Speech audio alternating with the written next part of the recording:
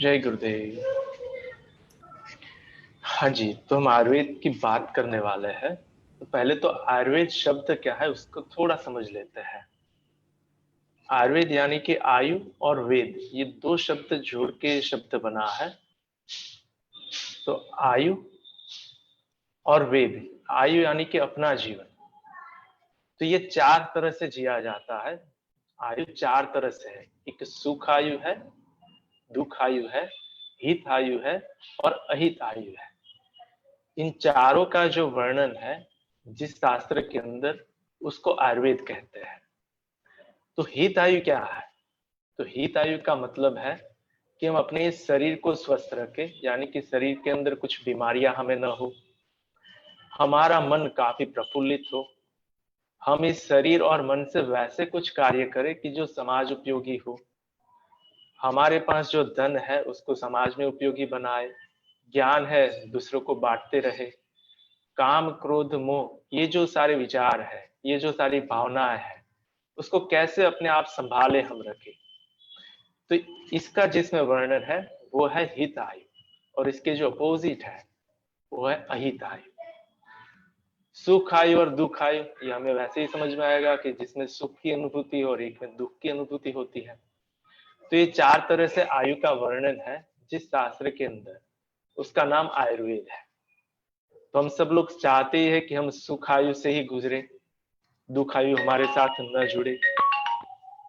दूसरा है कि हम हित आयु और अहित आयु में थोड़ा सा संबंध सोच के हम आगे जिए। तो इस शास्त्र के अंदर जो हम वर्णन देखने वाले हैं उसका पहले शुरुआत कहाँ से हुई उसके लिए हम थोड़ी सी चर्चा करें। जो पहले हमने कही थी कि हमारा जो भी आयुर्वेद का विज्ञान है वो किसी एक व्यक्ति ने अपने अनुभव के आधार पर लिखा है, वैसा बिल्कुल नहीं है।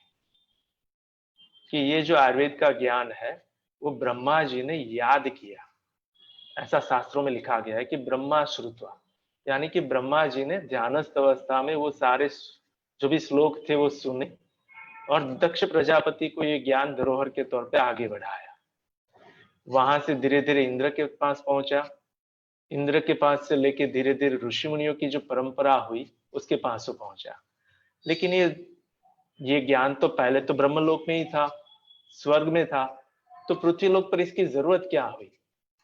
तो इसके लिए आयुर्वेद में एक स्टोरी लिखी गई है और हम इसको आराम से समझ सकते हैं कि ऋषि मुनि पहले भी रहते थे तो जंगल के अंदर ही, ज्ञान और ध्यान के साथ वो रहते थे और उनका शरीर और मन काफी प्रसन्न रहता था आत्मा के साथ ही।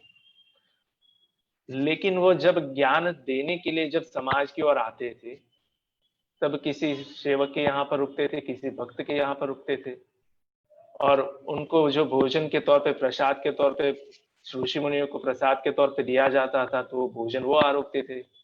ज्ञान सभा रात को ऑर्गेनाइज होती होगी तब उस समय भी। तो ऐसे ऐसे करके ऋषि मुनियों ने देखा कि जब वो जंगल से लेके अपनी जो भी वो रूटीन एक अपना जीवन था वहां से ज्ञान देने के लिए जब समाज की ओर आते थे तो उनके शरीर और मन के अंदर भी कुछ हल्के विकार आने शुरू होते थे।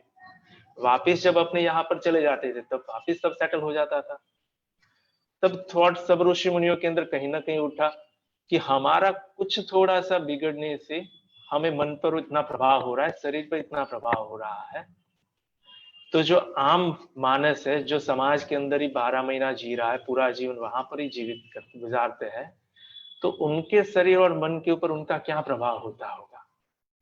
ये सोच आते ही उनके अंदर करुणावश उन्होंने को लगा कि कुछ ऐसे ज्ञान की सब लोग समाज को जरूरत है कि जो सामाजिक समय मतलब कि समाज के अंदर रहते हुए भी अपने शरीर और मन को प्रसन्न करते हुए, इंद्रियों को साथ में जोड़ते हुए आत्मा में स्थापित कैसे हो जाए, ऐसे कुछ ज्ञान की जरूरत है। तब काफी सारे ऋषि मुनि इकट्ठे हुए जिसके अंदर भारद्वाज मुनि है, निमि है, कश्यप है, ऐसे हजारों की संख्या में ऋषिगण इकट्ठे हुए। हाँ, मुझे नाम तो याद नहीं ऋषि जी, आपको शायद नाम याद होगा, कौन से वन में इकट्ठे हुए थे? गुरुदेव से मुख से मैंने यही सुना है कि भरद्वाज महर्षि ने 88,000 ऋषि मुनियों को इकट्ठा किया था और उसी में से पूरा डाउनलोड हुआ था। मुझे खाली इतनी स्टोरी पता है इसके बारे में।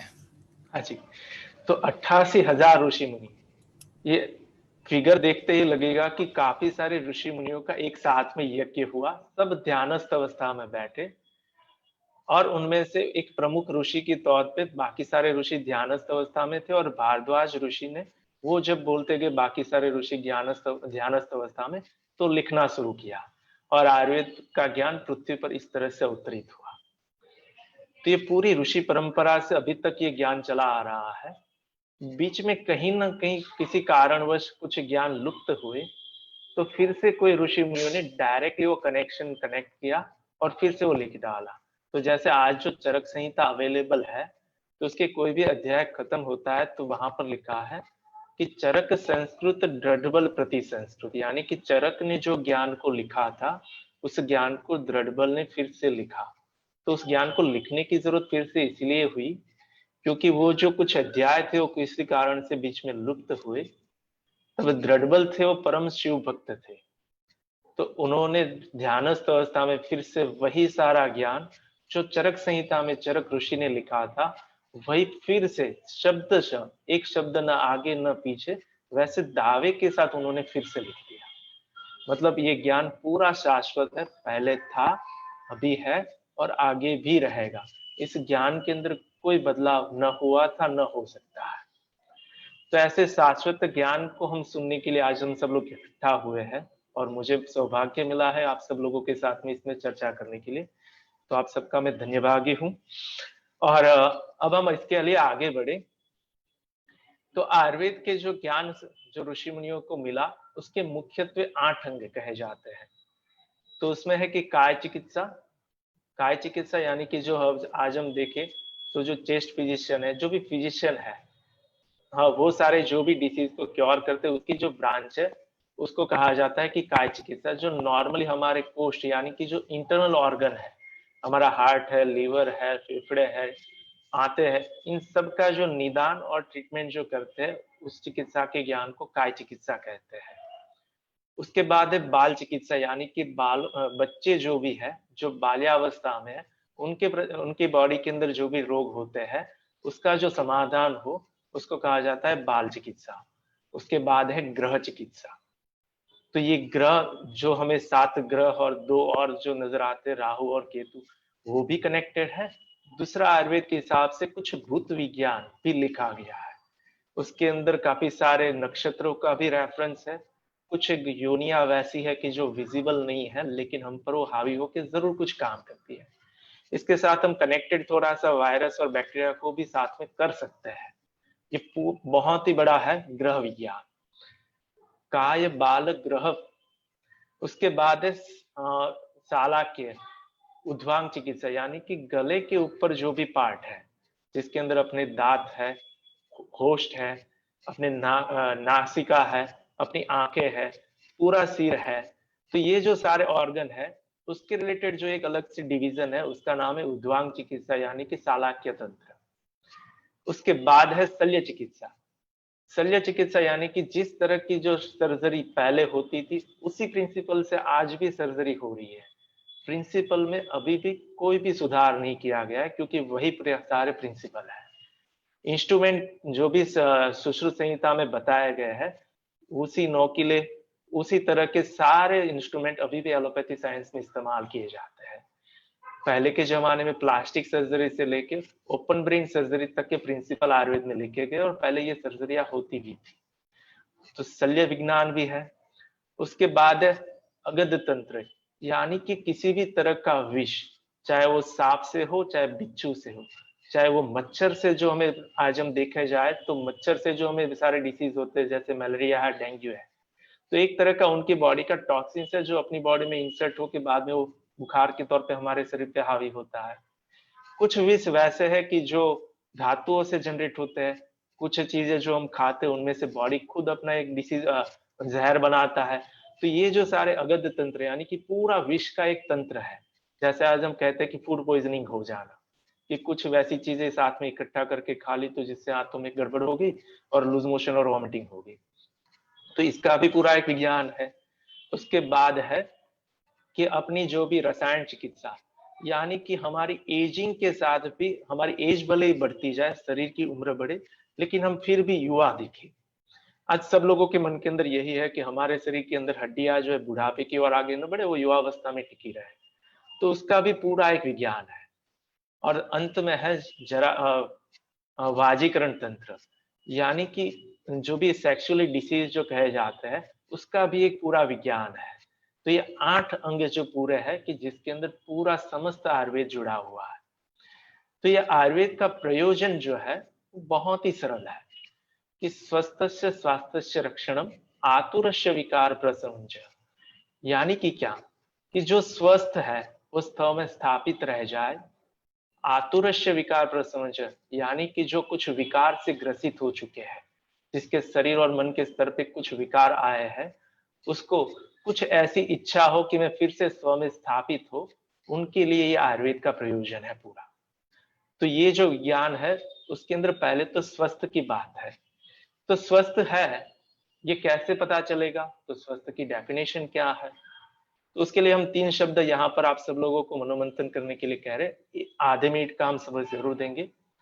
3 शब्द है, जैसे एक तंदुरुस्त, दूसरा है निरोगी और तीसरा है स्वस्थ। इन तीनों का मीनिंग क्या है? लगता तो सेम है कि निरोगी भी वही है, स्वस्थ भी वही है और तंदुरुस्त भी, लेकिन आधी मिनट आंखें बंद करके थोड़ा सा अपने मन को घुमाए, इसके कुछ अलग मीनिंग अगर आपको नजर आए तो जरूर हम देखेंगे। कौशल भैया। जी हाँ, पहले स्लाइड पीपीटी कैसे? या शेयर कर दो।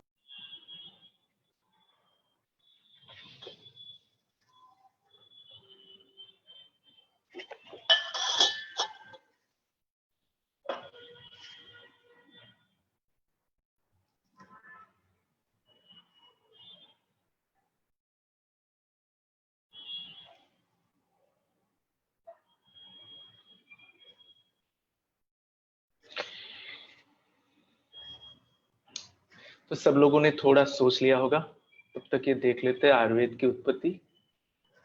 काय चिकित्सा, बाल चिकित्सा, गृह चिकित्सा, शालाक्य चिकित्सा, शल्य चिकित्सा, जरा चिकित्सा, अगध तंत्र, यानी कि पूरा विष का विज्ञान है, और बाद में है वाजीकरण।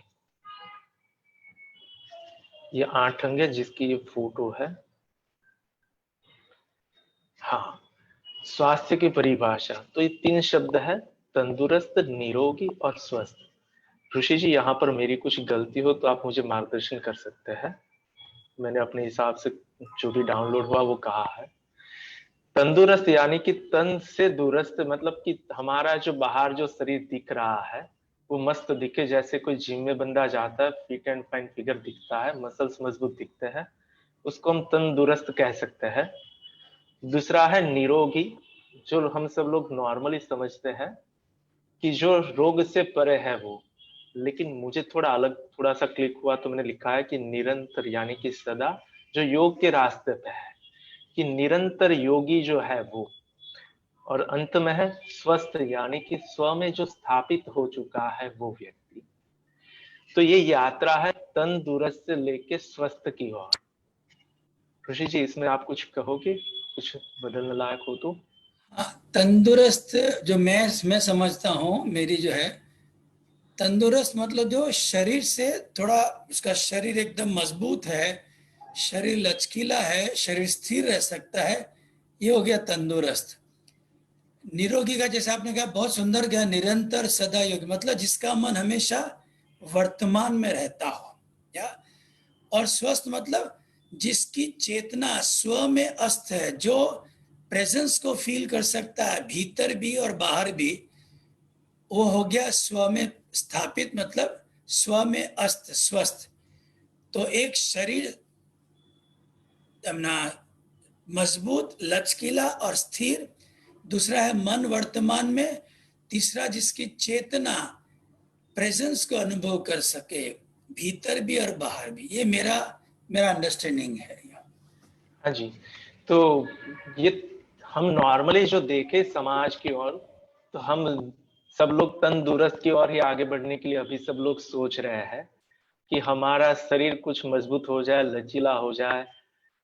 योग के बारे में हम थोड़ा सा आगे बढ़ने जरूर शुरू है, लेकिन हम निरंतर योग पर है क्या? ये हमें जरूर बार बार अपने आप से सवाल पूछना चाहिए। जब तक ये सवाल नहीं पूछेंगे तब तक स्वस्थ की बात तो बहुत दूर की है, क्योंकि स्वस्थ यानी कि जो स्व में स्थापित हो ही चुका है, जो स्थित प्रज्ञ है, वही सारे जो भी हम शब्द जानते हैं कि जो मुक्त हो चुका है, भक्त है, वो सारे शब्द स्वस्थ के साथ जुड़े हैं। वो निरोगी नहीं है, वो तंदुरुस्त नहीं है, वो स्वस्थ है। तो इन तन शब्दों को अगर हम समझ ले तो हमें खुद को समझ में आ जाएगा कि हम कहाँ पर है और हमें कहाँ पर जाने की इच्छा है। अगर हम तंदुरुस्त में है अभी हमारा मन, तो उसको थोड़ा और आगे बढ़ाए, और अगर निरोगी में है तो वहां से स्वस्थ की ओर प्रयाण करे। तो स्वस्थस्य स्वास्थ्य रक्षणम आतुरस्य विकार प्रशमनस्य, यानी कि आयुर्वेद का प्रयोजन यही है कि जो स्वस्थ है उसके स्वास्थ्य की रक्षा करना, और जो व्यक्ति रोगी हो चुका है उसको रोगों से दूर करके फिर से स्व में स्थापित करना। तो ये आयुर्वेद का अपना एक प्रयोजन है कि जैसे हम कहते हैं कि prevention is better than cure, ये उससे भी थोड़ी आगे की डेफिनेशन प्रयोजन है कि सिर्फ फिजिकल और मेंटल हेल्थ की बात बिल्कुल नहीं है, ये सोशल हेल्थ की भी बात नहीं है, ये सारी हेल्थ को लेके हमारी स्पिरिचुअल हेल्थ को भी साथ में जोड़ने की बात है। तो आरोग्य तथा रोग, तो एक चीज हम सब लोग जानते हैं कि जब तक शरीर है तब तक हम धर्म, अर्थ, काम और मोक्ष, इन चार शब्दों को सबने सुना है। और इन चारों चीजों को हासिल करने के लिए हमें इस शरीर की जरूरत रहती है। और शरीर जब स्वस्थ रहता है, यानी कि वो निरोगी रहता है, स्वस्थ रहता है, तभी वो धर्म कार्य में जुड़ सकता है, अर्थोपार्जन में जुड़ सकता है, काम में जुड़ सकता है और मोक्ष की ओर आगे बढ़ सकता है। बिना शरीर स्वस्थ हुए कोई भी व्यक्ति इन चारों कार्यों के साथ आगे नहीं बढ़ सकता। इसलिए कहा जाता है कि खलु धर्म साधनम, भाई इसके अलावा, शरीर के अलावा पहली आवश्यकता कुछ भी नहीं है। ये वही एक देह है कि जिसके अंदर ये चारों चीज हम पा सकते हैं, धर्म, अर्थ, काम और मोक्ष। जैसे सब शास्त्र कहते हैं कि शरीर के साथ ही सब कुछ पॉसिबल है, इसी एक योनि में प्रयोजन है मुक्ति की, बाकी कोई और शरीर के साथ में ये प्रयोजन नहीं है। तो हमें जो ये बहुमूल्य शरीर मिला है उसको लेते हुए हम इन चारों को कैसे सिद्ध कर सके, उसके लिए हमें आयुर्वेद की जरूरत रहेगी, क्योंकि आयुर्वेद से हम शरीर को स्वस्थ रखने की ओर आगे बढ़ सकते हैं। तो ये रोगिष्ट क्यों होता है, पहले इसको समझ लेते हैं। थोड़ा सा सिंपल सा प्रयोजन है कि धी ध्रुति श्रुति विभ्रष्ट कर्मयत कुरुत शुभम प्रज्ञापराधम तम विदयात सर्वदोष प्रकोपगणम। धी यानी कि बुद्धि, ध्रुति, ऋषि जी बाद में आप थोड़ा सा ध्रुति का भी एक्सप्लेनेशन कर देना, क्योंकि गुरुजी ने कहा था, मुझे याद तो नहीं है। जी जी जरूर। धी ध्रुति स्मृति यानी कि अपनी स्मरण शक्ति के भ्रष्ट हो जाने पर मनुष्य जब अशुभ कर्म करता है तब सभी शारीरिक और मानसिक दोष प्रकोपित हो जाते हैं। इन अशुभ कर्मों को प्रज्ञापराध कहा जाता है। जो प्रज्ञापराध करेगा उसके शरीर और स्वास्थ्य की हानि होगी और वह रोगग्रस्त हो ही जाएगा। तो हमारी धी ध्रुति स्मृति के कार्य क्या है उसको अगर हम समझ ले और उसके अनुसार उसके शुभ कर्मों की ओर आगे बढ़े, अशुभ कर्मों को छोड़ के, तब जाके हम इस रोग से हम ग्रसित नहीं होंगे, वरना हम सब रोग के साथ ग्रसित जरूर हो सकते हैं। ऋषि जी ध्रुति के लिए आप कुछ कहोगे? हाँ, धृति का एग्जैक्टली अगर उसको ट्रांसलेट करें ना, तो उसका इंग्लिश में तो शब्द थोड़ा बहुत नियर टू आता है मोमेंटम। भाई हमें जैसे पता है कि हमें साधना करनी चाहिए, आयुर्वेदा करना चाहिए, यज्ञ करने चाहिए, सब पता है, बुद्धि जानती है, लेकिन उसके पीछे जाने का जो कन्विक्शन होना चाहिए ना, यस मुझे ये करना है, वो जब लैक होता है तो भी अगर पहले बुद्धि में ये ज्ञान ना हो तो बात और है, लेकिन ज्ञान है लेकिन धृति नहीं है तो भी वो प्रज्ञा अपराध हो जाए। मतलब जानते हुए भी उसको न करना ये धृति की कमी के कारण हो जाता है। that conviction, that momentum which propels us to do that action.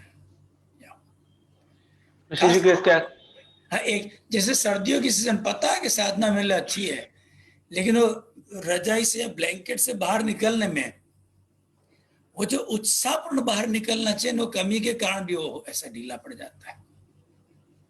हाँ जी, तो ऋषि जी इसको ऐसा कह सकते हैं कि जिसको नहीं पता है और वो गुनाह करता है तो उसको गुनाह की सजा कम मिल सकती है या तो माफी मिल सकती है, लेकिन जिसको पता है और फिर भी वो गुनाह करे तो उसको तो 2 डंडे एक्स्ट्रा पड़ते हैं।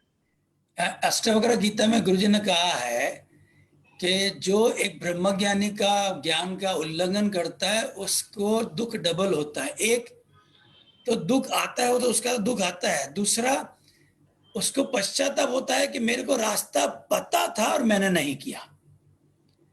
तो अगर जिसको, जैसे मान लो कोई शरीर का रोग आना था, वो जो भी वात पित्त कफ आम के कारण आ गया उसको, लेकिन जब बुढ़ापे में पूरा लाइफ जब फ्लैशबैक की तरह चलती है तो उसको अंदर की चेतना टटोलती है कि तेरे को इन सब का निदान पता था, तेरे को कई लोगों ने समझाया ये कर वो कर। एक सफेद दाढ़ी वाला था, वो बहुत बोलता था लेकिन तूने किया ही नहीं, क्यों? तेरा ध्यान होते हुए तूने नहीं किया। तो फिर उसका टैक्स डबल पड़ना पड़ता है। तो यहाँ पर जितने भी ऋषि जी कितने लोग जुड़े हैं? जैसे इसमें 1000 हैं, दूसरे पे 425 हैं, तीसरे पे 450 हैं, और चौथे का मेरे पास 3 ही कंप्यूटर, चौथा दूसरे कंप्यूटर छवि को पता होगा, उसमें ऐसा मान के चलो 2500 लोग अभी जुड़े होंगे हमारे साथ। 2500 लोग? 2500 कनेक्शन, किसी में 2 भी होंगे, किसी में 3 भी होंगे, किसी में 1 भी होगा, किसी में 4 भी होंगे। तो मोटा मोटी मान के चलो कि अभी अपने साथ 4000 से ऊपर लोग जुड़े हुए हैं।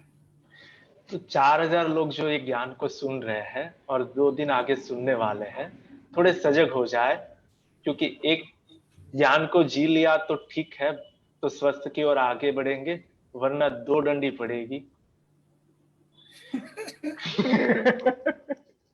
क्योंकि जो आपको पहले पता नहीं था वो आपको अब तो पता हो ही जाएगा। तो जीना शुरू कर ले, बस इतना करे। तो आयुर्वेद के मतानुसार स्वस्थ क्या है? तो उसकी डेफिनेशन है कि समदोष समाग्निश्च समधातु मलक्रिया प्रसन्न आत्मेंद्रिय मन स्वस्थ इति अभिधीयते। यानी कि जिसकी दोष सम है, जिसकी जो 13 तरह की अग्नि सम अवस्था में है, 7 तरह की धातुएं सम है, जो 3 तरह के मल है जो उचित समय पर बाहर निकल जाते हैं, और साथ में है प्रसन्न आत्मेंद्रिय मन, यानी कि इंद्रिया और मन जब आत्मा से जब प्रसन्न होना शुरू हो जाए उसको स्वस्थ कहा जा सकता है। ये काफी समझने लायक है कि जब इंद्रिया और मन आत्मा से प्रसन्न होना शुरू हो जाए, न कि बाहर की चीजों से। तो कौशल भैया इस स्लाइड को भी सब निकाल देना। हाँ जी। तो ये काफी समझने लायक है कि ज्ञान है वो अर्जित ज्ञान होने के लिए 4 चीजें एक साथ में कनेक्शन में होनी चाहिए। पहली है इंद्रिय वस्तु, यानी कि सामने कुछ देखने लायक चीजें हो, सूंघने लायक चीजें हो, स्वाद करने के लिए कुछ हो हमारे साथ, कुछ स्पर्श करने के लिए हो। तो ये जो सारी ज्ञानेंद्रियों की इंद्रिय वस्तु है वो सामने होनी चाहिए। उसके बाद उसके साथ कनेक्शन होता है इंद्रियों का। इंद्रिया है उसके साथ में जब कनेक्शन होता है मन का, और मन है उसका कनेक्शन होता है आत्मा के साथ। तो ये 4 चीज जब सिंक्रोनाइज होती है तब जाके हमें सही ज्ञान होता है, वरना उसमें से हमें ज्ञान को छूट जाता है। जैसे शरीर के अंदर आत्मा है, हमारी आंखें खुली भी है, सामने इंद्रिय वस्तु भी है, देखने लायक चीजें भी है, लेकिन हमारा मन वहां पर नहीं है, मन किसी और ख्यालों में खोया हुआ है। तो काफी बार हम सब लोगों ने गौर किया है कि सामने से कुछ चीजें गुजर गई और पूछा गया कि भाई वहां से क्या गुजरा, तो हमें पता ही नहीं है। जैसे कहा जाता है कि गुजराती में एक शब्द है कि ध्यान बहरा, यानी कि बैठा तो हुआ था बंदा वहां पर, उसके कान भी अच्छे से वर्क तो कर रहे थे, लेकिन उसका मन कहीं और था। तो बगल में किसी ने क्या उसको बुलाया, क्या कहा, उसको सुनाई ही नहीं दिया। तो उसका ध्यान वहां पर नहीं था, उसका मन वहां पर नहीं था, इसलिए उसको उस ज्ञान का बोध नहीं हुआ। तो अगर बीच में से मन अगर हट गया तो ज्ञान बोध नहीं होगा। अगर मान लीजिए कि सामने इंद्रिय वस्तु है, मन भी है, हमारी आत्मा भी वहां पर शरीर के साथ ही है, लेकिन आंखें बंद है, तब सामने क्या है वो दिखेगा नहीं। तो ये जो सारी इंद्रिया है वो भी प्रॉपर वर्क करती होनी चाहिए, तब जाके हमें ज्ञान का बोध होगा। अगर मान लीजिए कि सामने इंद्रिया वस्तु ही नहीं है, हम जंगल में चले गए, तो वहां पर खाने के लिए और तो कोई व्यवस्था है नहीं ज्यादा, तो हमारी जो स्वाद इंद्रिया बहुत ज्यादा डिमांड नहीं करेगी, तो उसको बहुत ज्यादा ज्ञान का बोध भी नहीं होगा। तो ये चारों जब सिंक्रोनाइज होती है तब जाके ज्ञान का बोध होता है। और इसके अंदर एक समझने लायक चीज है कि आत्मा है वो बहुत ही प्योर है, उसके अंदर कोई विकार नहीं है, उसके साथ जुड़ता है डायरेक्टली मन। तो मन क्या है? तो मन है वो जिसके साथ जुड़ता है वैसा बन जाता है। तो आत्मा के साथ जुड़ गया तो वो भी प्योर हो गया, लेकिन दूसरी ओर वो जुड़ता है इंद्रियों के साथ में, तो जैसी हमारी इंद्रिया होगी वैसे ही हमारा मन का गुण प्रभाव हो जाएगा। और इंद्रिया दो चीजों के साथ जुड़ती है, एक और मन के साथ और एक और इंद्रिय वस्तुओं के साथ। तो इंद्रिया जो है वो एक और मन के साथ जुड़ी, तो मन का तो स्वभाव है जिसके साथ जुड़े वैसा होना, लेकिन इंद्रिया दूसरी ओर जुड़ती है इंद्रिय वस्तुओं के साथ। और इंद्रिय वस्तु पिछले 8 महीनों लॉकडाउन के बाद देखे तो बहुत ज्यादा बढ़ चुकी। ये जो समय है उसके अंदर हम सब लोगों ने ज्यादा देखना शुरू कर लिया, ज्यादा सुनना शुरू कर लिया। कहीं ना कहीं घर के अंदर रहते भी हमने काफी सारी अलग अलग पकवान बनाना सीख ले, तो मतलब हमने इंद्रिया वस्तु तो बहुत ज्यादा इकट्ठा करना शुरू कर ली। तो मन है वो तो बहुत कुछ भोग सकता है, उसके साथ आत्मा है उसकी कैपेसिटी भी बहुत ही ज्यादा है, लेकिन इंद्रिया है वो सीमित है, उसकी जो भी चीज है वो भोगने की क्षमता एक लिमिटेशन के साथ ही है। तो अगर हमें अपने इस सारे सीक्वेंस को सही रखना हो तो इंद्रिया वस्तु अपने हाथ में है ही नहीं और ना आगे होने वाली है, वो दिन ब दिन बढ़ती ही जाएगी। मन वश में करना थोड़ा मुश्किल है, आत्मा हमें उसी के रास्ते से हम आत्मा की ओर जा सकते हैं, लेकिन बीच में हमारी जो इंद्रिया है अगर इसके ऊपर हम काम कर सके, क्योंकि वो हमारे हाथ में है, उसको हम पकड़ सकते हैं। अगर वहां पर अगर हम कुछ काम करें तब जाके मन और आत्मा की ओर आगे बढ़ सकते हैं, वरना आज के समय में देखा जाए तो इंद्रिया वस्तु जिस तादाद में बढ़ रही है उस हिसाब से देखा जाए तो स्व की ओर देखने का विचार ही आना बहुत मुश्किल है। तो यहाँ पर जितने भी लोग हैं, ये जो ज्ञान सत्र जो ऑर्गेनाइज किया गया है उसका एक उद्देश्य सिर्फ इतना है कि हम अपने पांचों ज्ञानेंद्रियों की रूटीन में क्लींजिंग कैसे कर सके, उसके लिए हम थोड़ा आगे बढ़ सकते हैं। तो ऋषि जी इसके बारे में आप कुछ कहना चाहते हो क्या? मैं ये कहना चाहूँगा अपना वैद जी कि अपने जो प्रेजेंट मोमेंट का ज्ञान है कि भाई जैसे अभी सब लोग अपने घर के किसी एक कमरे में, चाहे ड्राइंग रूम हो, चाहे बेडरूम हो, चाहे स्टडी रूम हो, अपने घर के कमरे में बैठे हैं, तो शरीर उस कमरे में है। शरीर के आगे भाई लैपटॉप पड़ा है या कुछ, चलो भाई ऐसे ही बैठे हैं, तो मतलब कुछ और पड़ा है, तो सब संसाधन भी है। सांस शरीर के साथ है, आत्मा शरीर के भीतर है और परमात्मा सर्वव्यापी है। अभी जो मन है वो क्या हमारे सामने जो पड़ा है उसके साथ है तो वर्तमान में है, शरीर के साथ है तो वर्तमान में है, सांस के साथ है तो वर्तमान में है, आत्मा के साथ है तो वर्तमान में है, और परमात्मा के साथ है तो स्वयं वर्तमान है। लेकिन ये मन होता है या तो भविष्य काल या भूतकाल में। तो जैसे भविष्य में जाता है तो विकृति लेके आएगा, भूतकाल में जाएगा तो विकृति लेके आएगा। तो हमें आयुर्वेद जैसे हमारा मेन है योग से मन को वर्तमान में लाना, लेकिन साथ में अगर आयुर्वेदा करें तो ये सोने पे सुहागा हो जाता है, क्योंकि डिस्टॉर्शंस इतने हैं कि हमारा मन वर्तमान में टिकता नहीं है। तो जैसे आपने कहा ना, चारों एक अलाइंड होना चाहिए। तो गुरुजी कहते हैं simplest definition of truth is to be what is right now. सबसे एकदम सहज अगर सत्य की परिभाषा व्याख्या करें तो वो है मन जो है उसके साथ होना, चाहे कुछ इंद्रियों के साधन के साथ हो, चाहे शरीर के साथ हो जिसको हम आसन कहते हैं, चाहे सांस के साथ हो प्राणायाम कहते हैं, चाहे आत्मा परमात्मा के साथ हो जो ध्यान कहते हैं। तो अगर हम 100% हमारे सामने जो उसको भी हम जैसे अभी आपके सामने स्क्रीन पड़ा है, अगर आप 100% आपका मन स्क्रीन के साथ है तो भी वर्तमान में है। इसलिए आर्ट ऑफ लिविंग एक प्रिंसिपल है बी 100%, कि कोई भी कार्य अगर हम 100% करते हैं तो भी मन वर्तमान में ही रहता है।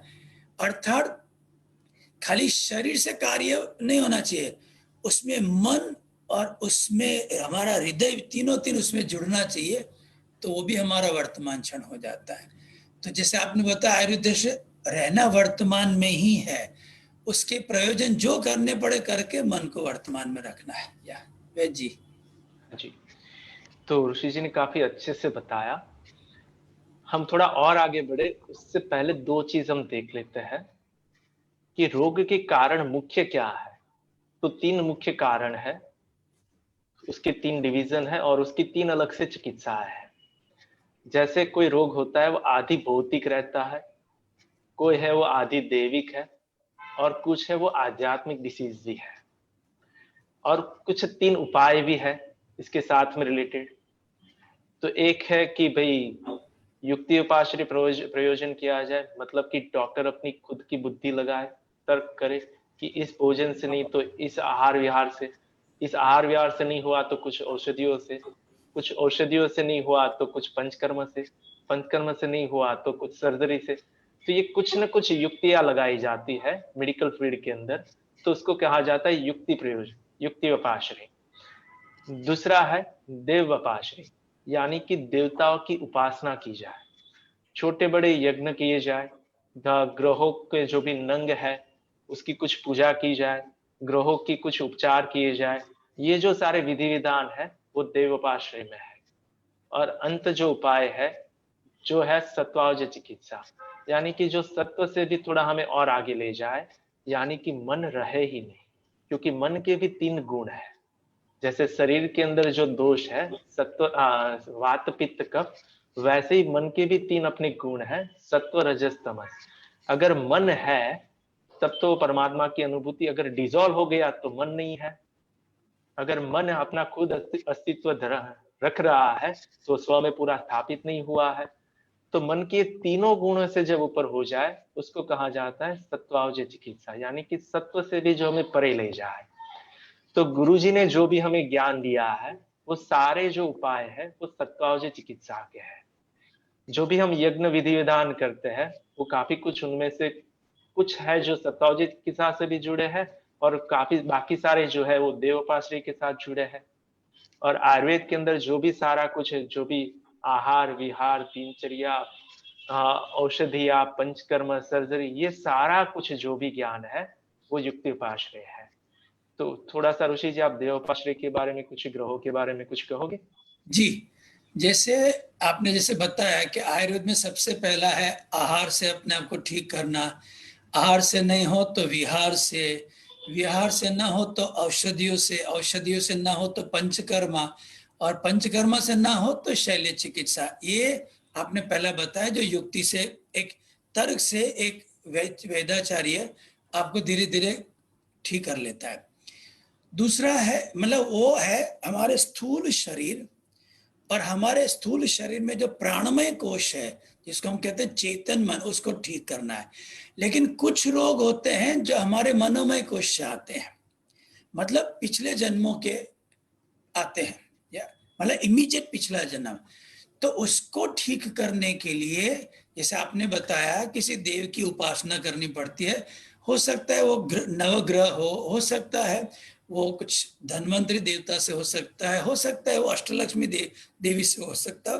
ये अलग अलग जो यज्ञ हैं, जैसे गुरुजी ने समझाया कि रोशनी एक ही है सफेद, लेकिन अगर वो प्रिज्म से जाती है तो 7 रंगों में बढ़ जाती है, और ये 7 रंगों का मिक्सचर करें अलग अलग तो 33 करोड़ रंग बनते हैं। अगर आप गूगल करके देखोगे तो आज की तारीख में आप एक एलईडी बल्ब लोगे तो एलईडी बल्ब में आप उसका वोल्टेज और उसके एम्पियर्स को थोड़ा फर्क करोगे तो 1,67,1,67 कलर बना सकते हो, खाली 3 कलर्स को मिक्स करके, रेड, ब्लू एंड ग्रीन। लेकिन ये 7 कलर को मिक्स करके करे तो 33 करोड़ कलर बनते हैं।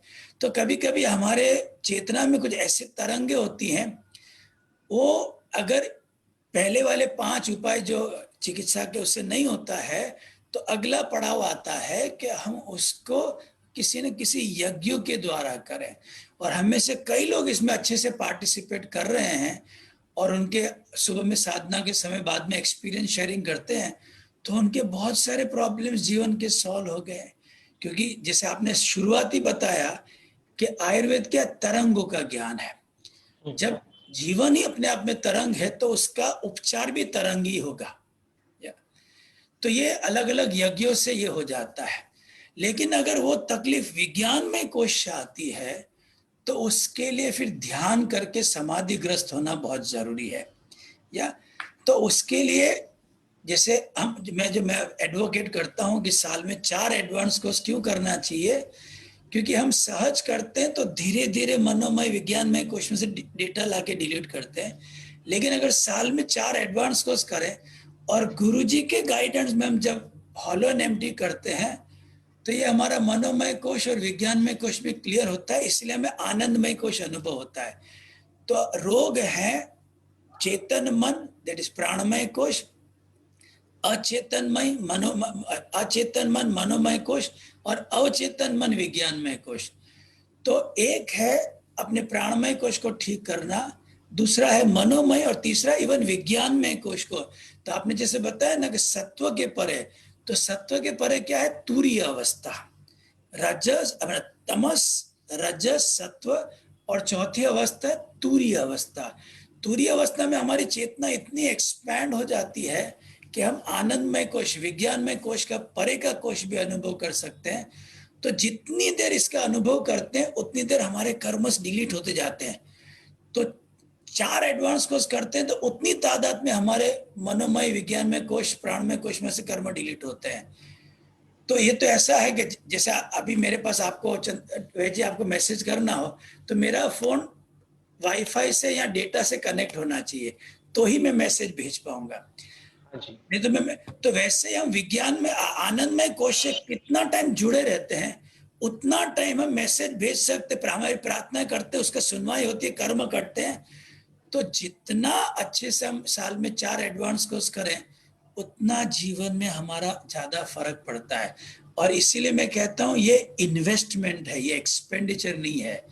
तो आपने जैसे बताया आयुर्वेद का ये आहार विहार औषधि पंचकर्म शैली चिकित्सा भी साथ करना है, कभी कभी यज्ञों में भी पार्ट लेना है, और रोज साधना डेली दिन में 2 बार, एक बार सुबह एक बार शाम को करनी चाहिए। हाँ वैद्य आप बताइए।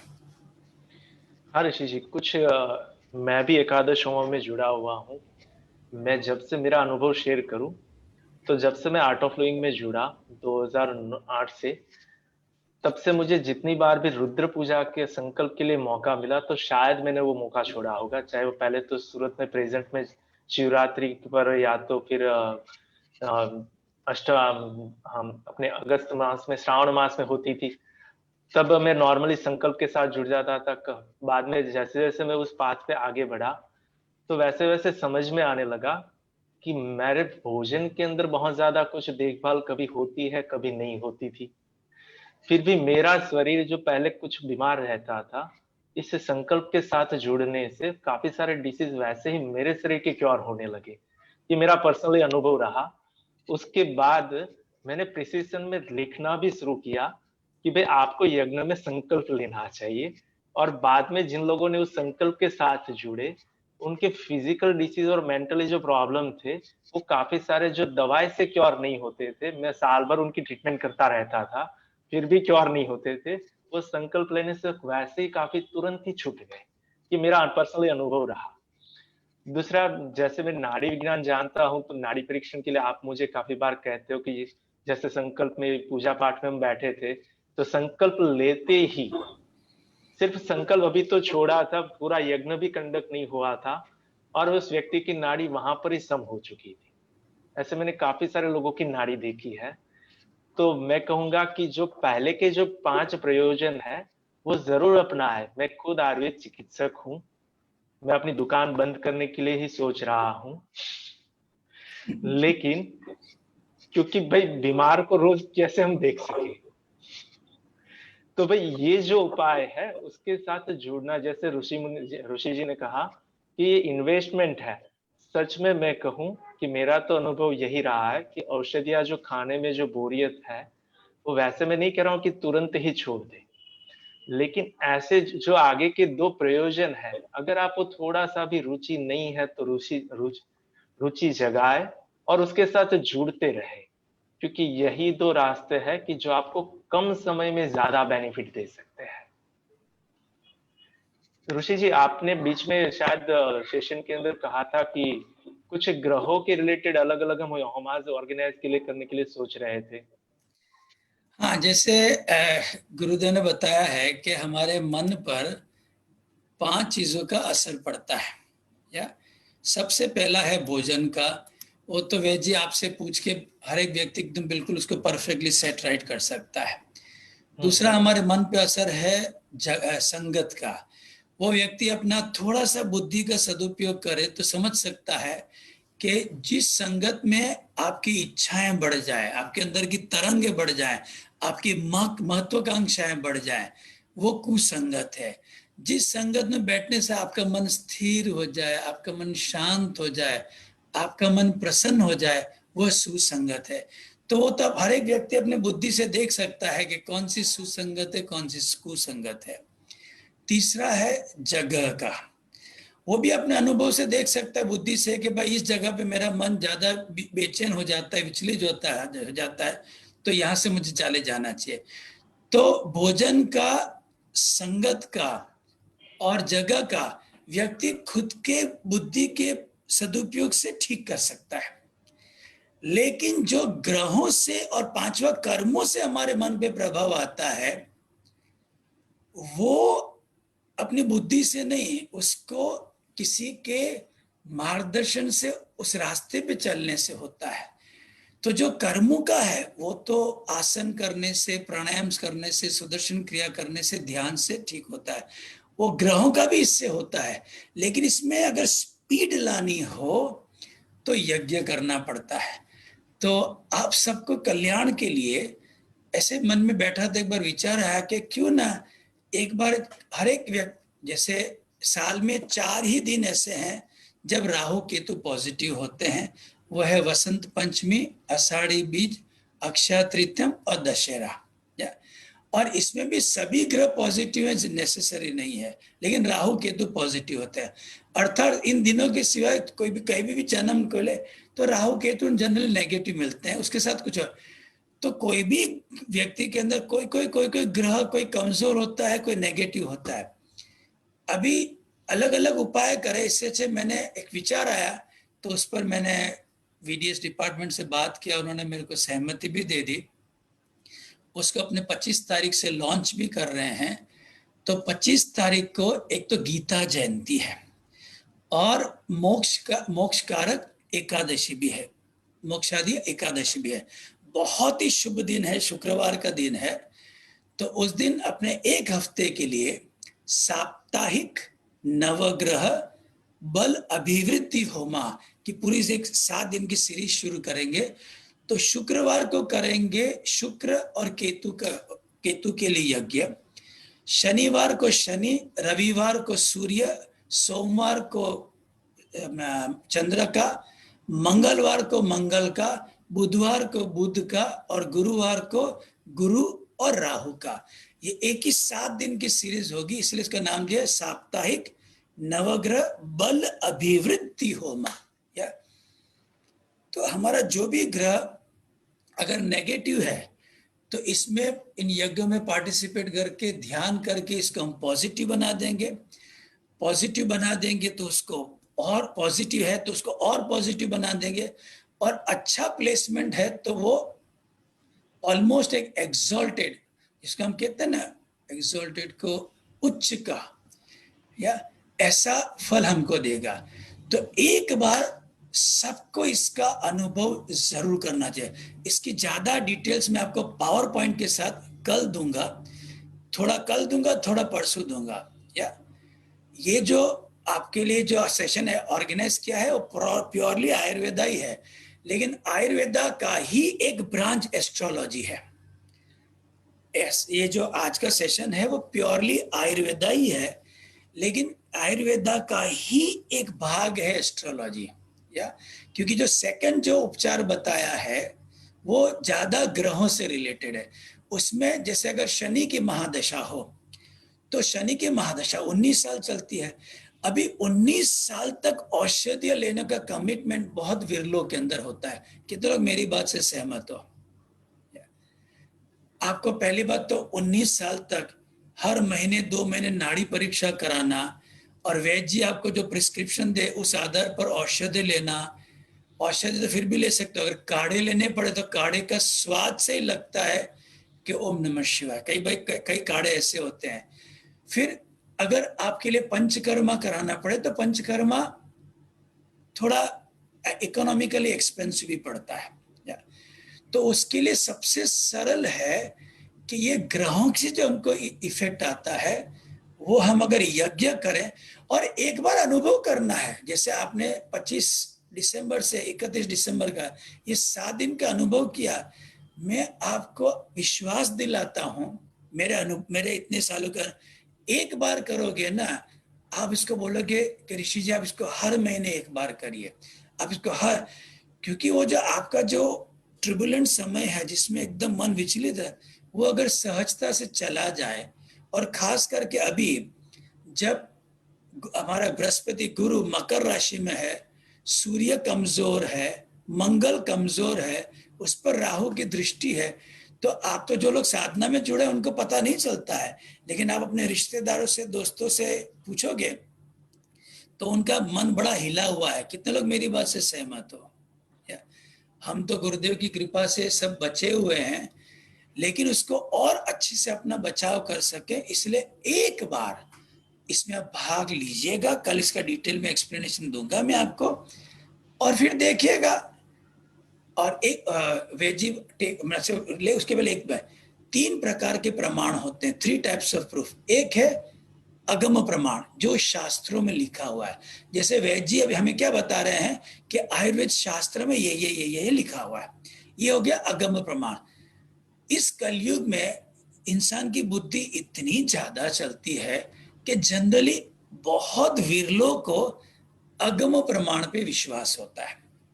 अगर विश्वास होता ना तो दुनिया को आज जो परिस्थिति है वो देखने को नहीं मिलती। या कितने लोग मेरी बात से सहमत हो?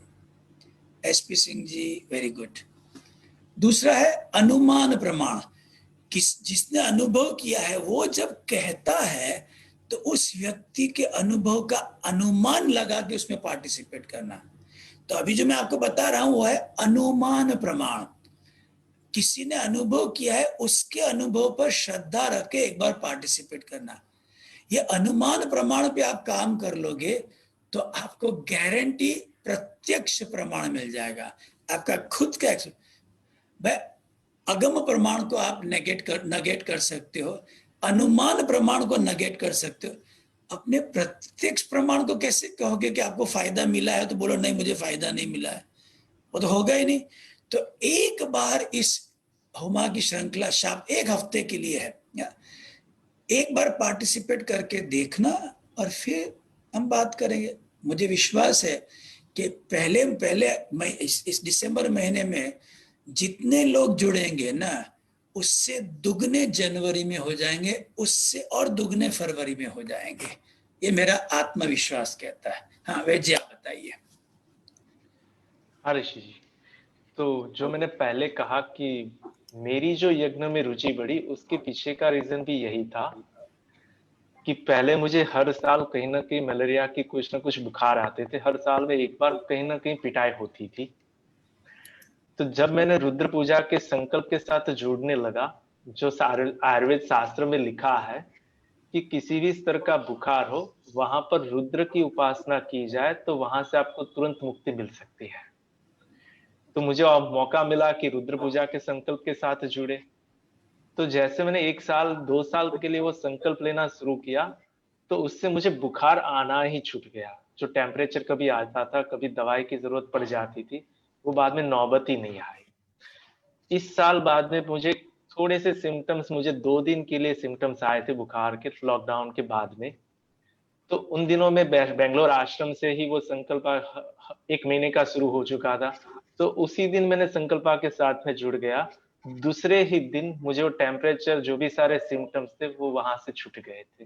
ये मेरा खुद का अनुमान भी है, अनुभव भी है, और ये प्रत्यक्ष मैंने किया है। और ये शास्त्रों में लिखा हुआ भी, जैसे ऋषि जी कहते हैं कि तीनों ओर से सिद्ध तो हो सकता है, लेकिन पहले हम थोड़ा सा आगे बढ़े तब होगा। तो अब हम बात करते हैं आगे की दिनचर्या। 3 मुद्दे हैं जो काफी इंपॉर्टेंट है। एक है दिनचर्या, दूसरे है ऋतुचर्या, और तीसरा है अधारणीय वेग। 13 तरह के अधारणीय वेग है कि जिसको धारण करके हम डिसीज को आमंत्रण करते हैं। तो जब भी समय मिलता जाएगा, धीरे धीरे हम इसको आगे बढ़ाते जाएंगे।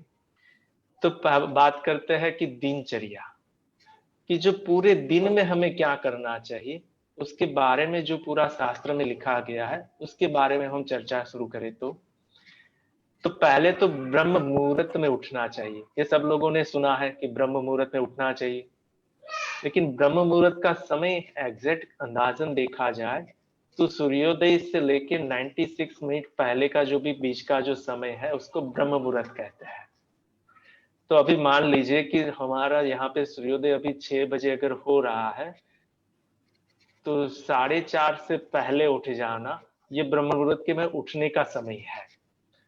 लेकिन ये उठने के लिए भी पहली जरूरत तो ये रहेगी कि हम रात को कब सोए थे। ये काफी इंपॉर्टेंट है, क्योंकि ब्रह्म मुहूर्त में उठने के लिए जो सेंटेंस लिखा गया है, वहां पर क्लियर लिखा गया है कि ब्रह्म मुहूर्त में उठे जरूर, लेकिन अपने शरीर को सुने। यहाँ पर बहुत ही अच्छे से शब्द लिखा है कि शरीर को सुने, मन को सुनने का शब्द ही नहीं लिखा है। कि शरीर को सुने, क्या उसके आगे का भोजन का पाचन हो चुका है, शरीर को जो विश्राम चाहिए था वो मिल चुका है क्या, तब जाके आप उठने की तैयारी करें। अगर रात को आप 12-1 बजे सोए हो और आप ऋषि जी की इंटेंस साधना में जुड़ते हो, और वो एक भूत रहता है कि नहीं ऋषि जी को सुनना है, और हम बैठ भी जाते हैं, लेकिन बाद में हम वहां पर जब मेडिटेशन होता है, तो मेडिटेशन तो होता नहीं है, हम तो वहां पर सो ही जाते हैं। तो वो जागने से तो कोई हाँ, हमें एक ज्ञान जरूर मिला, और वो ज्ञान एक बोझ के साथ में हम जी के जरूर जिएंगे कि हमारे पास वो ज्ञान है। अगर आप रात की नींद प्रॉपर लेके अगर आप सुबह में उठते हो, और उस ज्ञान ध्यान की जो गुणवत्ता है, और जो बाद में हम देर रात तक जागे और सुबह उठ के जो ध्यान किया, उन दोनों की ध्यान की गुणवत्ता पे भी गौर करें, तो जमीन आसमान का अंतर है। ऋषि जी, मैंने काफी बार सहज रिपीट किया, तो उसके अंदर पहले दिन जब वो मंत्र देते हैं और वहां से जब कहते हैं कि कल हम फिर मिलेंगे, उससे पहले एक सेंटेंस मैंने काफी बार सुना है, इस रात को अच्छी नींद लेके कल हम फिर मिलेंगे। वो कहा जाता है ना, जी जी जी क्योंकि वो बंदा ध्यान कर सके, न कि तंद्रा में चला जाए। वही उद्देश्य होगा ना ऋषि जी? जी जी।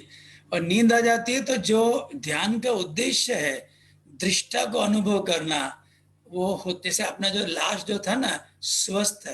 स्वस्थ मतलब जो व्यक्ति बंद आंखों से खुली आंखों से वो दृष्टा का अनुभव कर सके, उसी को स्वस्थ कहते हैं। तो अगर रात को ढंग से नींद नहीं की है, तो वो सहज में वो तंद्रा अवस्था में चला जाएगा, तूरी अवस्था में नहीं जाएगा, नींद आ जाएगी उसको। तो जितने भी लोग, अगर मैं अभी सुबह उठने की बात तो 2 मिनट बात करूंगा, पहले सोना कब चाहिए वो समझ लेते हैं। कि नींद आती है तमस से, और तमस शाम को बढ़ता है, शाम के 8 से 10 के बीच में पूरे सृष्टि पर वो तमस का प्रादुर्भाव बढ़ जाता है, तमस का प्रभाव बढ़ने लगता है। इसलिए नॉर्मली देखा जाए तो जो भी सारे पशु पंखी है वो 8 से 10 के बीच में सो ही जाते हैं। और अगर हम भी अगर खाली पेट भी अगर बिस्तर पे अगर 9:30 बजे चले जाए तो नींद आने की संभावनाएं बहुत ज्यादा हो जाती है। और वो जो नींद आती है वो काफी गहरी नींद होती है। और वो गहरी नींद में अगर हम सो गए और अगर वैसी 4 से 5 घंटे की भी नींद अगर हो गई, तब भी हमें बहुत ज्यादा फ्रेशनेस दे सकता है। लेकिन अगर हम रात को 11-12 बजे अगर रूटीन में सोने चले गए, रूटीन बना लिया कि हम 12 बजे सोने जाएंगे, तो बाद में वो जो नींद है ना, वो कभी खत्म होती नहीं है। वो कहीं ना कहीं दिमाग हमारा एक्शन में ही रहता है जब हम सोए थे तब भी। चाहे आप नींद की गोलियां खाओ या जो कुछ भी करो, लेकिन नींद अगर हमें सेटिस्फेक्शन वाली चाहिए तो आपको एक सही समय पे सोने की जरूरत रहेगी। और ये मैं नहीं कह रहा हूं, ये सबका अनुभव है ही। हम सब का अनुभव है कि जिस दिन अगर हम थके थे, नहीं थके थे, बिस्तर पे 9 बजे हम लेटे तो आंखें धीरे धीरे अपने आप बंद होती है। तो वो सही सोने का समय है। जो अच्छे से सो सकता है वही अच्छे से पूरे दिन में इस शरीर का इस्तेमाल कर सकता है। वरना ये शरीर वैसे ही बिगड़ जाएगा जैसे हम कोई नई गाड़ी लेके चले हैं, लेकिन जब उसकी गाड़ी के इंजन को विश्राम की देने की जरूरत हो, अगर फिर भी उसको वहां से खींचा जाए तो गाड़ी चाहे कितनी भी महंगी क्यों ना हो जल्दी खराब हो जाएगी। ये शरीर है, अगर आप उसको शरीर नहीं सुन सकते तो मैं तो कहूंगा इसको मशीन की तरह तो सुन लो। कि मशीन को जैसे हम रेस्ट देते हैं वैसे इस शरीर को तो आराम कभी अच्छे से दे दो, सही समय पे तो आराम दे दो। क्योंकि मेरे प्रिसिजन में मुझे हर बार हर किसी को यही चीज समझाने में टाइम जाता है, भाई आप सो तो जाओ, बाकी काम वैसे ही हो जाएगा। आयुर्वेद में नींद का एक भावार्थ लिखा है, उसका जो मीनिंग है वो ऐसा है कि जो विष्णु की कृपा से आती है वो चीज, जो नारायण की कृपा से जो आती है उसको नींद कहते हैं। क्योंकि हम रात को जब सोते हैं तभी हमारे शरीर के अंदर सारी एब्जॉर्प्शन की प्रक्रियाएं होती है। जब सनलाइट है, जब दिन है, तब जो भी कुछ हमने खाया उसका उसके अंदर डाइजेशन पाचन की प्रक्रिया होती है। लेकिन एब्जॉर्प्शन की प्रक्रिया तभी होगी जब चंद्रमा की किरणों के अंदर हम सो जाएंगे तब होगा, वरना वो एब्जॉर्प्शन ही नहीं होगा। आज जो सारे डिसीज है उसके पीछे की सबसे बड़ा रीजन यही है कि हम न्यूट्रिशन वाला भोजन तो कर रहे हैं, हम कैल्शियम प्रोटीन विटामिन गिन गिन के हम सब लोग खा रहे हैं, लेकिन फिर भी सबके रिपोर्ट के अंदर वो न्यूट्रिशन वैल्यू तो कम ही आ रहे हैं। वो टैबलेट लेने के बावजूद भी कम आ रहे हैं। क्योंकि हम रात को 12 बजे तक तो हम जागते हैं, तो एब्जॉर्प्शन की प्रक्रिया होगी ही नहीं। चाहे आपने कितना अच्छा ना भोजन किया, चाहे कितनी अच्छी दवाइयां भी क्यों ना खाई हो, लेकिन उन सबको कार्य करने के लिए चंद्रमा की जो अवस्था है, रात है, उसके अंदर हम सब लोगों को सोना ही इंपॉर्टेंट है। और इसीलिए उसका नाम दिया गया है कि विष्णु की कृपा। यानी कि विष्णु का काम है मैनेजमेंट करना, नारायण वही काम करते हैं कि हमें उसी अवस्था में सम अवस्था में बनाए रखे। अगर हमें सम अवस्था में बने रहना है तो विष्णु की कृपा का अनुभव करना पड़ेगा, और उसकी कृपा के लिए हमें रात को सोना पड़ेगा। तो ये काफी, ऋषि जी मैं पिछले 12 साल से इस नाड़ी परीक्षण कर रहा हूं, तो सबसे ज्यादा जो प्रॉब्लम जो है उसकी जड़ मुझे तो सिर्फ इतनी ही नजर आई है कि लोग 12-1 बजे तक, छोटे बच्चे भी मैंने देखा है कि 12-1 बजे तक जाग रहे हैं। क्योंकि माता पिता जाग रहे हैं, और माता पिता को कहे कि आप सो जाए तो वो कहते हैं कि बच्चे नहीं सोते हैं। तो मैं कहता हूं कि सोने के लिए चाहिए क्या? आंखें बंद और पैर फैलाना, और क्या चाहिए भाई? सोने के लिए तो और कुछ चाहिए नहीं भाई, सिर्फ आंखें बंद करनी है और पैर फैलाने हैं। तो नींद अपने आप आती है, लेकिन हम उसका उपभोग नहीं कर रहे हैं। तो बाद में ये काल बन के ही हमारे साथ जुड़ जाएगी और यही हमारा ग्रहण कर जाती है। तो सब लोगों से ये अनुरोध, और आज के लिए एक छोटा सा होमवर्क ऋषि जी सबको दे सकते हैं क्या, जरूर जरूर देना चाहिए, जरूर देना चाहिए। कि सब लोग थोड़ा सा कमिटमेंट हाथ खड़ा करके कर सकते हैं क्या, कि हम 10 बजे तक तो कैसे भी हो हम बिस्तर पे चले जाएंगे। बाद में भले ही आप 2 बजे आंख खुल जाए, आप ध्यान कर लो, चलेगा। चलेगा ना ऋषि जी 2 बजे के बाद? अगर 10 बजे से पहले थोड़ा सो जाएंगे तो फिर ब्रह्म मुहूर्त से पहले अपने आप जाग हो जाती है। हाँ, उसमें शायद हो सकता है 2-3 दिन लगे, क्योंकि जो बैकलॉग पड़ा है नींद जब नहीं लेने का, तो थोड़े 2-4 दिन शायद ज्यादा नींद आ जाएगी। लेकिन फिर ऑटोमेटिकली वो ब्रह्म मुहूर्त से पहले, क्योंकि पूरी सृष्टि में जितने निशाचर जीव हैं उनको छोड़कर और एक इंसान को छोड़ के सभी जीव ब्रह्म मुहूर्त से पहले जाग जाते हैं। निशाचर मतलब नॉक्टर्नल क्रीचर्स, उनको छोड़ के और इंसानों को छोड़ के सभी जीव ब्रह्म मुहूर्त में जागे जाते हैं।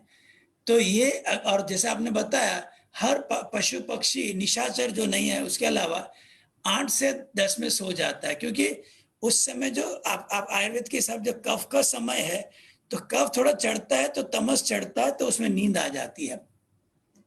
और जैसा आप ही ने मेरे को सिखाया है कि 10 बजे पहले की 1 घंटे की नींद 10 बजे बाद की 3 घंटे की नींद के बराबर का काम करती है। तो आपने जैसे मुझे सिखाया 10 बजे पहले सो जाओ, तो ब्रह्म मुहूर्त से पहले नींद अपने आपको अलार्म क्लॉक रखना नहीं पड़ेगा, आप अलार्म क्लॉक बन जाओगे। और हाँ, हाँ, बोलिए बोलिए सुरेश जी, आप तो आपका ही डिपार्टमेंट है, मैं तो आपकी नहीं बात नहीं ऋषि जी, मैं एक यहाँ पर मुझे अभी ऑनलाइन कंसल्टेशन के दरमियान मुझे वो अंकल का नाम तो पता नहीं, बॉम्बे से है और शायद सिंधी है और एजेड है, शायद वो सेशन में होंगे। मैंने उनके मुंह से सुना कि उन्होंने अपने जीवन के अंदर उठने के लिए कभी अलार्म रखा ही नहीं है। उन्होंने हर हमेशा सोने का अलार्म जरूर सेट करके रखा है कि 9 साढ़े 9 बजे वो अलार्म बजता है और वो सोने के लिए चले जाते हैं।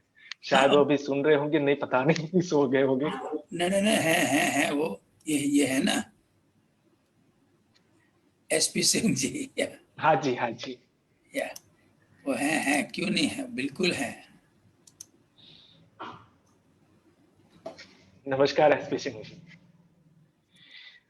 हाँ, तो भाई ऐसे हम आदर्श बने कि हम उठने का अलार्म क्यों रखें, अलार्म रखना ही है तो सोने का अलार्म रखें। कब जन्म लेना है वो क्यों सोचे, कैसी मृत्यु और कब मरना है वो अपने हाथ में तो हम निश्चित कर ले।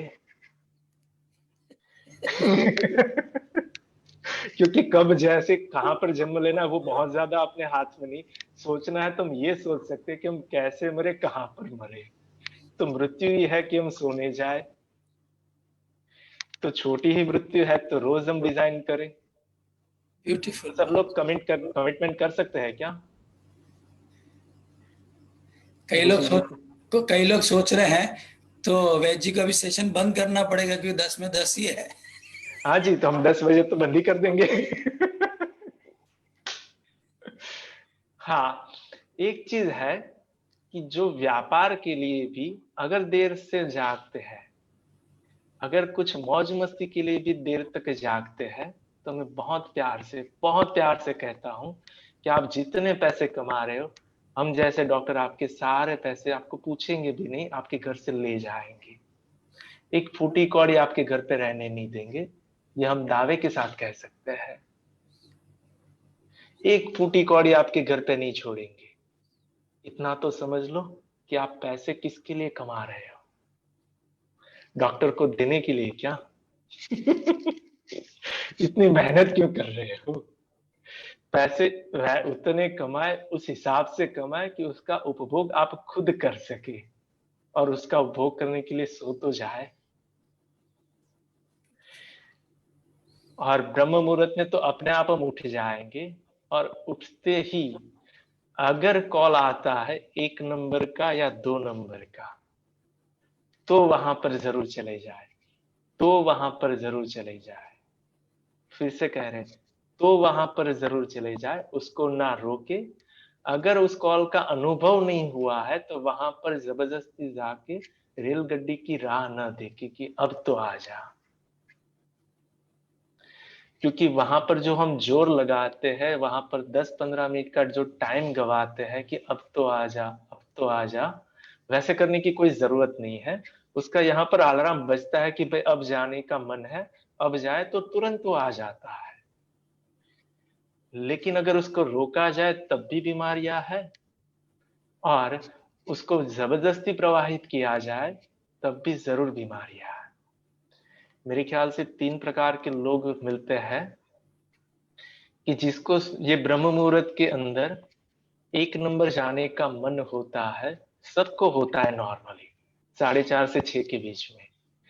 तो उनमें से कुछ लोग है कि जो उठ जाते हैं, यूरिनेशन करके, लेट्रिन करके अपने रूटीन काम में लग जाते हैं। दूसरे हैं कि भाई उनको इच्छा हुई, कॉल आया, उठे, यूरिन के लिए गए, लेट्रिन हुआ नहीं हुआ, आके फिर से सो गए। तीसरे वैसे भी महाजन रहते हैं कि जिनको यहाँ पर बार बार अलार्म बजता है कि भाई यूरिन को तो क्लियर कराओ, लेकिन फिर भी वो कंबल के अंदर उड़ के सोते रहते हैं। तो हम किस कैटेगरी में हैं वो जरूर देखें, क्योंकि ये 3 चीजें हैं, ये 3 जो व्यक्ति जो हमने बताया कि हम कहाँ पर हैं वो देखें। क्योंकि वो कचरे निकलने का समय है। कल हम इसके बारे में जरूर आगे थोड़ी अच्छे से चर्चा जरूर करेंगे। क्या खाते हैं उससे बहुत ज्यादा इंपॉर्टेंट है कि शरीर तो बहुत मस्त है। भगवान ने मशीन सबको A1 ग्रेड दिया है, लेकिन उसमें से जो कचरा निकलता है, उस कचरे को तो सही समय पे निकाल दे।